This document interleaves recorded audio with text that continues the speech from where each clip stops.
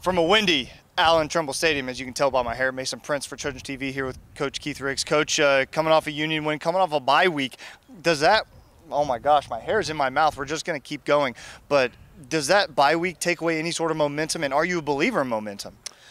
Well, not really. To answer the last question first, you know, it was a big win for us. The bye week also came at a good time, you know, because we can step back and refocus and really look at the things we need to improve on. So bye week came at a good time, and but we're anxious to get back out on the field tomorrow night. Last year, I think it was well documented how many injuries and big injuries, important injuries at that, you guys had last year. Do you feel like you're a healthier team this year as district play begins? Oh, no doubt. Yeah, you know, football, you're going to have injuries, you know, in the game of football, as physical as it is, but they're very minimal right now, and the few guys we have out are going to be back very soon. So I feel pretty good going into district play. You guys had a big win against Enid last year, but as we know in high school football, these teams aren't the same that they were last year. What do you expect from this year's Enid team? Again, it's this year's Trojans team.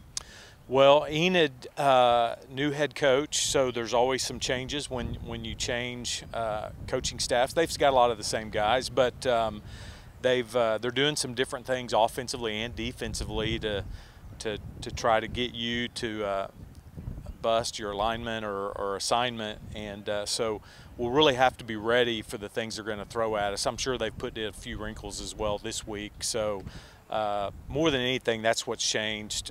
Just a lot more wrinkles, a lot more things to try to trip you up. Long bus ride to Enid, probably the longest road trip of the season that you're going to have coming up on Friday. Do you try to play some music for them? Do you play a motivational podcast by chance? How do you keep the guys focused heading on that 2-hour drive? You know, it stays fairly quiet on the bus ride over, and then we get there early enough and have a team meal that, you know, they can focus, start working on their focus for the game after we get there. You know, with the split in 6A, it's become a lot more normal to have to travel, you know, an hour and a half or 2 hours. So it's not as big a deal as it once was when you only did it maybe once a year. Absolutely. So heading into Friday night, what is one thing you want to see this team improve upon when you watch the film on Saturday and say, hey, we got better this week doing X?